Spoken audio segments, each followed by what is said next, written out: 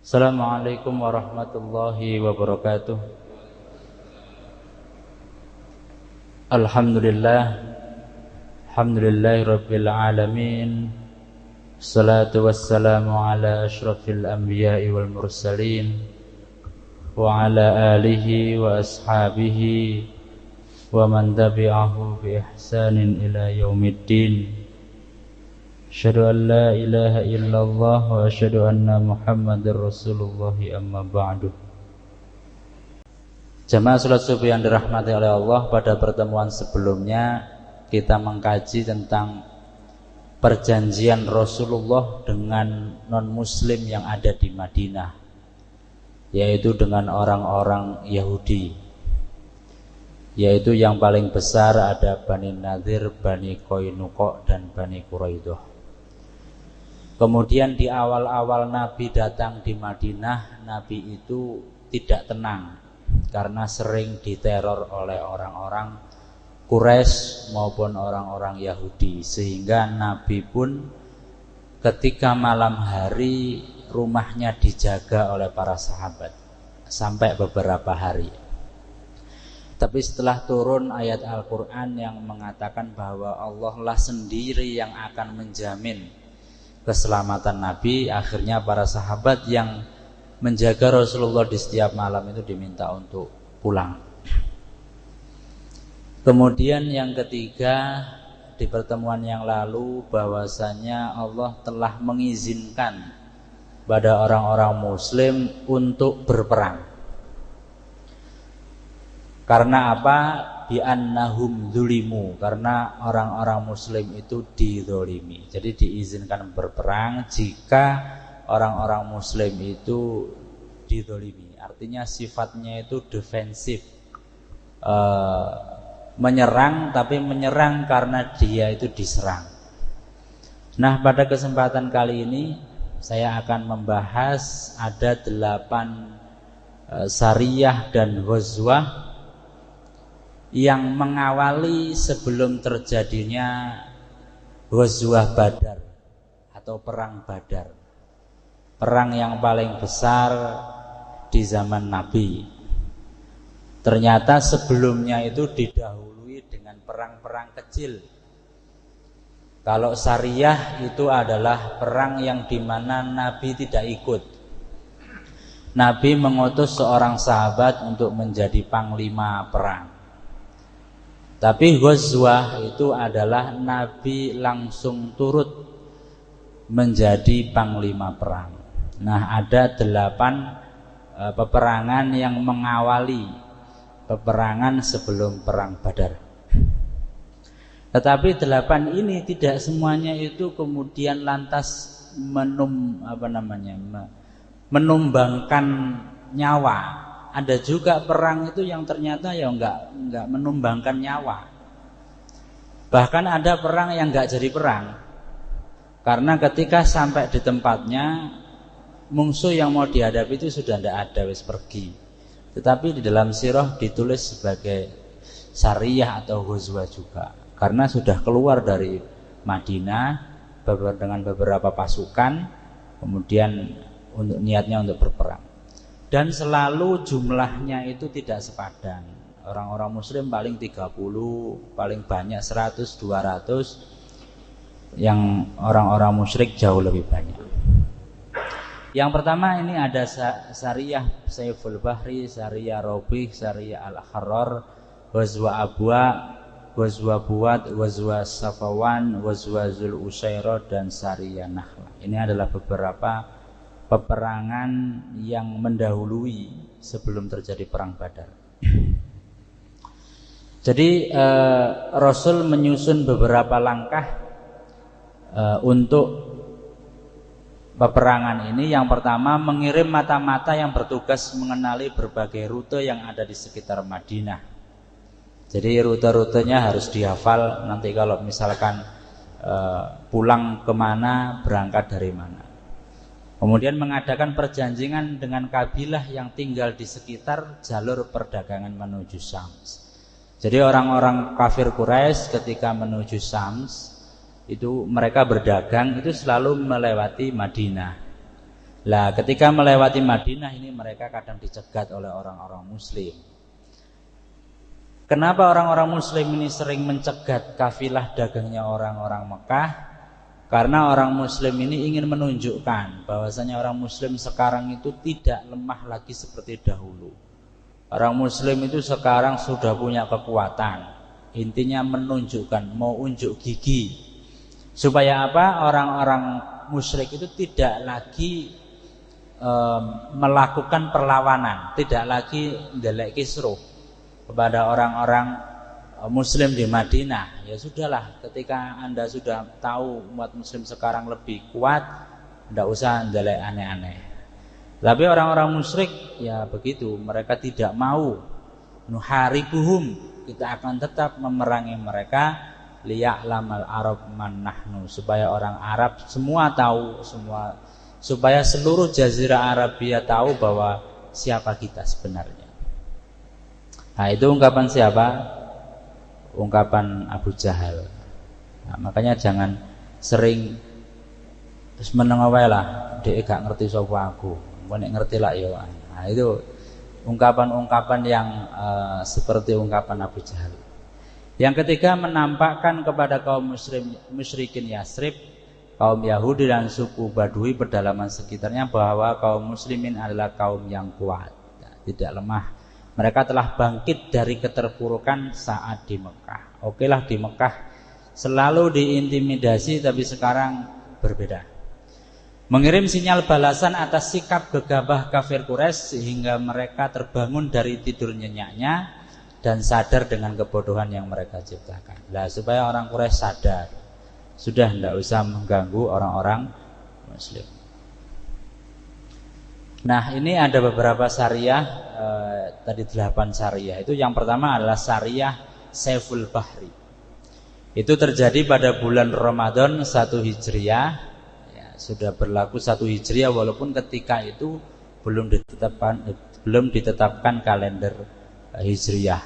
Tapi ini kan buatnya kan setelah kalender Hijriah terbentuk. Jadi tahun pertama Hijriah berarti tahun pertama tinggal di Madinah, yang bertepatan pada bulan Maret tahun 623 Masehi. Nah, Hamzah bin Abdul Muthalib memimpin satuan pasukan ini. Yang ditunjuk sebagai panglima adalah Hamzah. Dengan berapa orang? 30 orang muhajirin.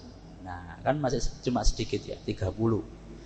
Tujuan pengiriman syariah ini adalah menghadang kafilah dagang Quraisy yang pulang dari Syam. Jadi mereka habis dagang di Syam, pulang ke Mekah dihadang. Rombongan ini berjumlah 300 orang. Ini kan 30 mungsuh 300, 10 kali lipat. Dan di dalamnya terdapat Abu Jahal bin Hisham. Dicegat. Ya. Bukan kemudian umat Islam itu ndelek kisruh ya. Ini ingin menunjukkan bahwasanya umat Islam ini sudah punya kekuatan. Nah, di tengah ketegangan itu sudah ketemu musuhnya ini, sudah mau berperang, muncul sosok laki yang melerai kedua pasukan ini. Ada seorang yang mendamaikan dua pasukan ini. Laki ini bernama Majdi bin Amru al-Huni. Karena ya diplomasinya bagus, penengahannya bagus, akhirnya mereka tidak jadi berperang. Panji yang dibawa Hamzah adalah panji pertama yang diserahkan oleh Rasulullah. Ini adalah panji yang pertama. Panji itu berupa bendera putih yang dibawa oleh Abu Mursad. Nah ini kalau kita perhatikan, benderanya itu selalu bendera putih. Padahal bendera putih itu kalau di peperangan kan kayak bendera orang mau menyerah gitu ya. Tapi ini panjinya benderanya warna putih. Wallahu alam itu ada tulisannya La ilaha illallah atau ada tulisannya pedang gitu kayak benderanya orang Saudi gitu. Jadi akhirnya tidak jadi perang, tetapi ditulis sebagai syariah Saiful Bahri karena mereka ya semua berperang, tidak ada korban jiwa. Yang kedua syariah Rabi. Syariah ini terjadi pada bulan Syawal tahun ke-1 Hijriah, masih tahun pertama, yang bertepatan dengan bulan April tadi Maret ya, tahun 623 Masehi. Pada kesempatan ini Rasulullah mengutus Ubaidah bin Al-Haris bin Al-Muthalib bin Abdul Muthalib. Nah, ini mengutus sebagai panglima perang bersama 60 kaum muhajirin. Nah, ini sedikit lebih banyak, tadi 30 sekarang 60. Mereka bertemu dengan Abu Sofyan bersama kafilahnya yang berjumlah 200 orang. Ya, jadi ya tidak 10 kali lipat, tetapi masih banyak orang-orang Quraisy. Ada 2 pemuda dari barisan kafir Quraisy yang keluar dari kelompoknya. Nah, jadi ada 2 orang pemuda yang ternyata dia itu kancrit waktu itu, tidak berhijrah atau mungkin masih sembunyi-sembunyi menampakkan keislamannya. Akhirnya mereka itu pura-pura bergabung dengan kafilah dagangnya Abu Sofyan. Ketika orang muslim datang, mereka keluar dari kelompoknya dan bergabung bersama kaum muslim.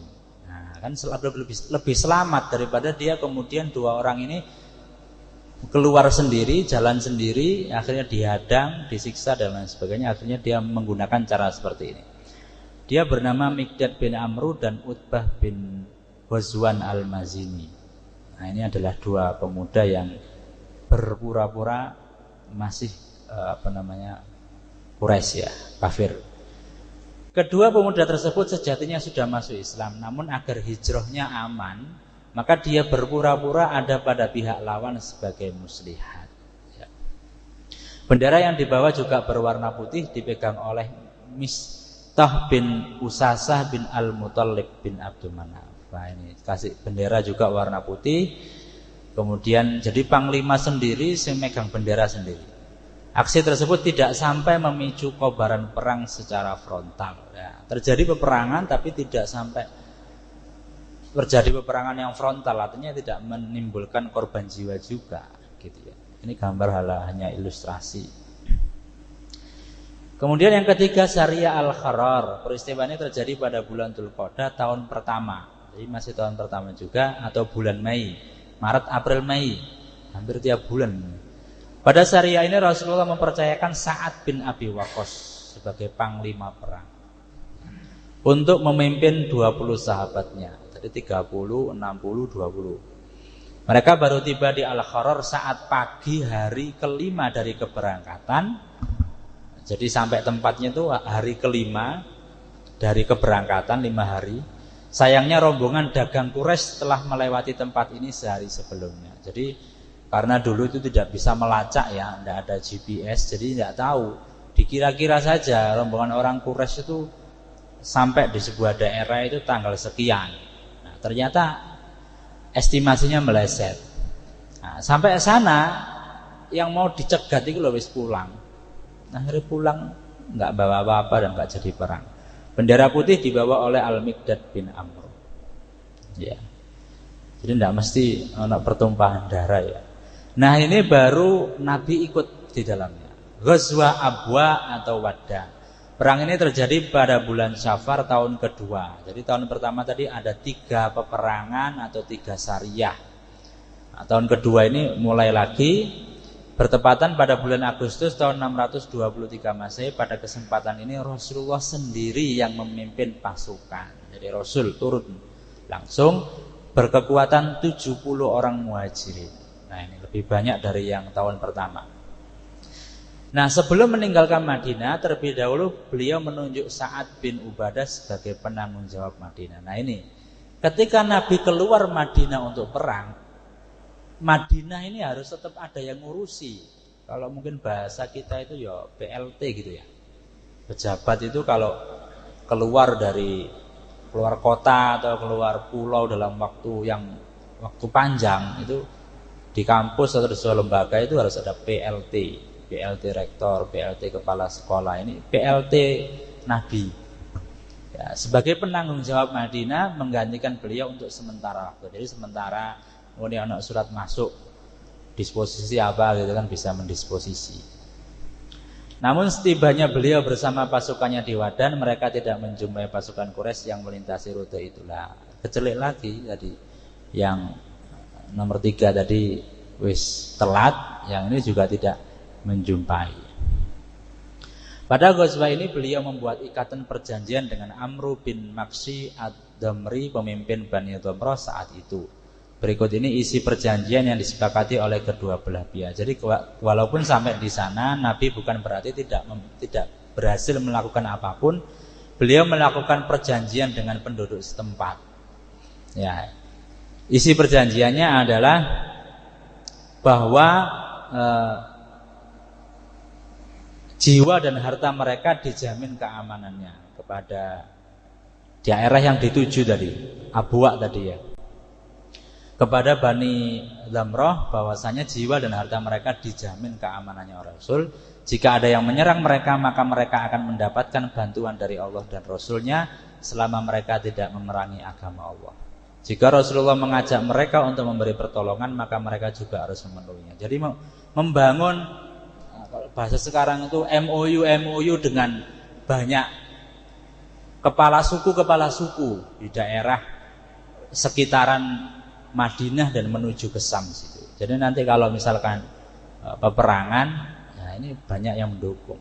Perang Abuwa ini merupakan peperangan pertama yang dilakukan oleh Rasul. Rasul yang ikut langsung ya perang ini. Beliau pergi meninggalkan Madinah selama 15 hari, 2 minggu ya. Dan bendera yang dikibarkan sebagai panji kaum muslim berwarna putih yang dibawa oleh Hamzah. Jadi Hamzah itu kadang jadi panglima, kadang juga sebagai pembawa bendera. Nah, apa fungsinya bendera ini saya juga kurang tahu ya. Bukan bendera yang kayak di marching band itu ada bendera gitu ya, bukan gitu.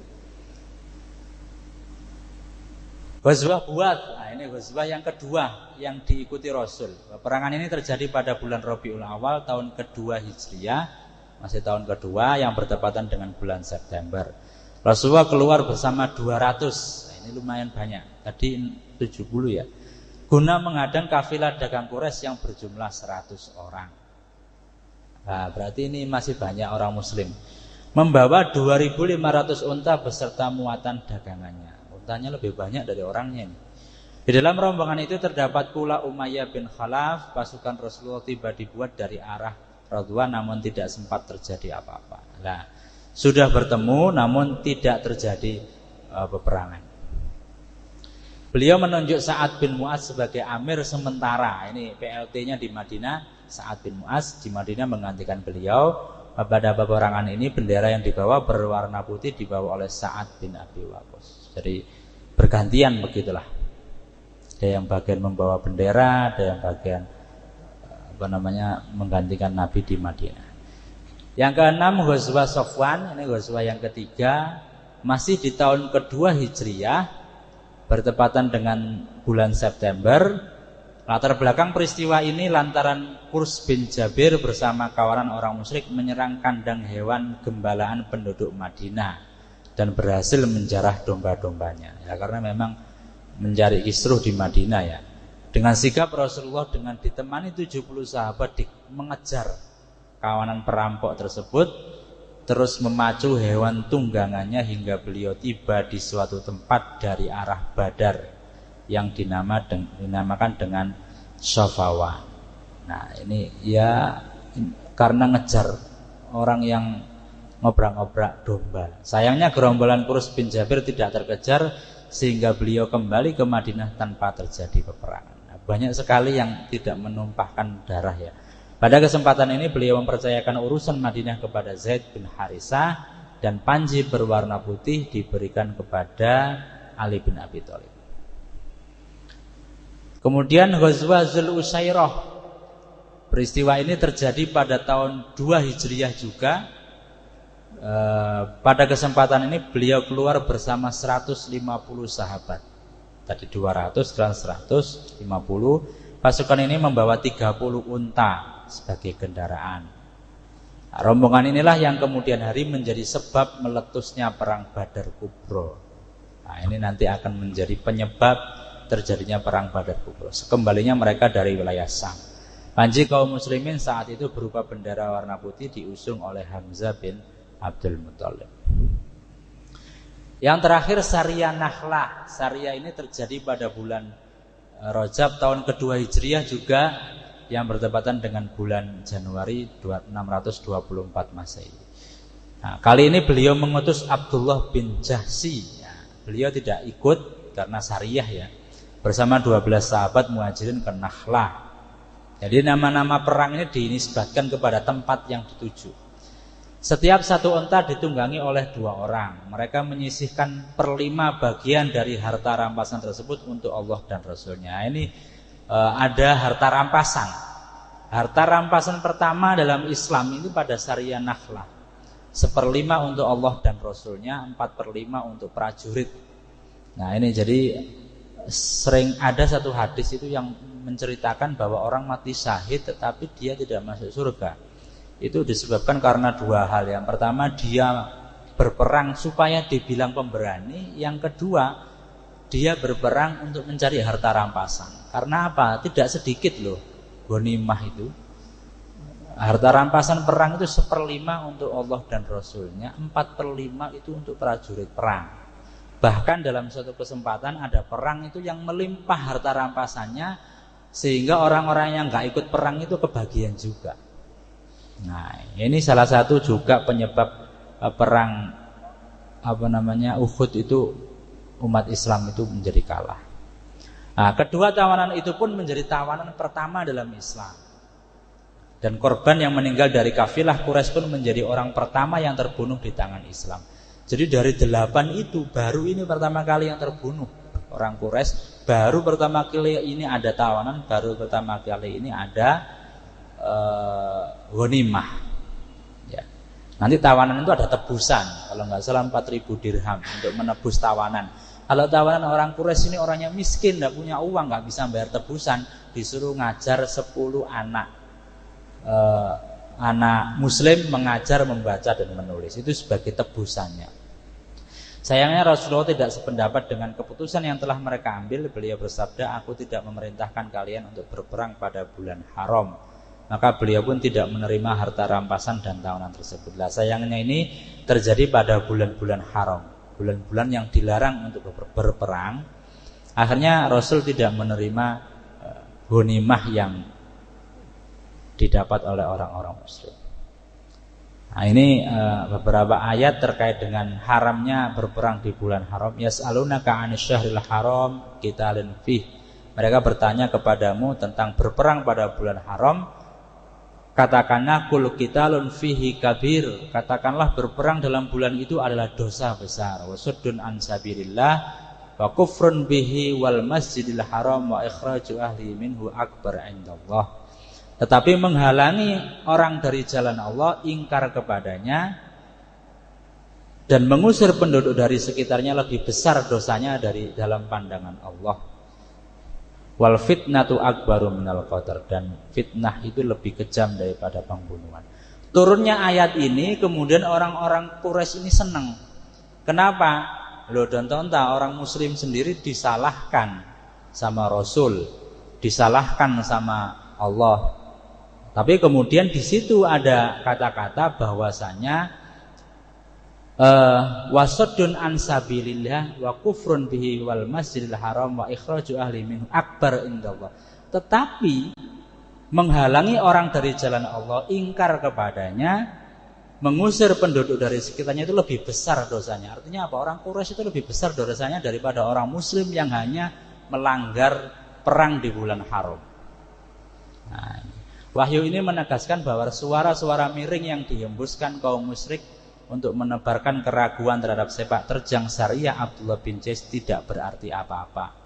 Karena justru mereka, orang-orang Quraisy, pelaku pelanggaran-pelanggaran besar tadi. Mengusir umat muslim dari Mekah, kemudian ingkar kepada Allah dan lain-lain. Mereka menjara, menyiksa, bahkan mau membunuh Nabi selama di Mekah. Tidak mengenal bulan, ya, bulan haram, bulan apapun.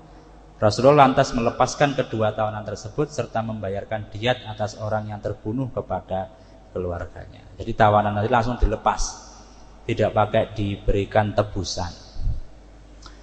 Nah, itu adalah beberapa syariah atau ghazwah yang mengawali ghazwah Badar Kubra. Setelah ini akan turun ayat-ayat tentang peperangan.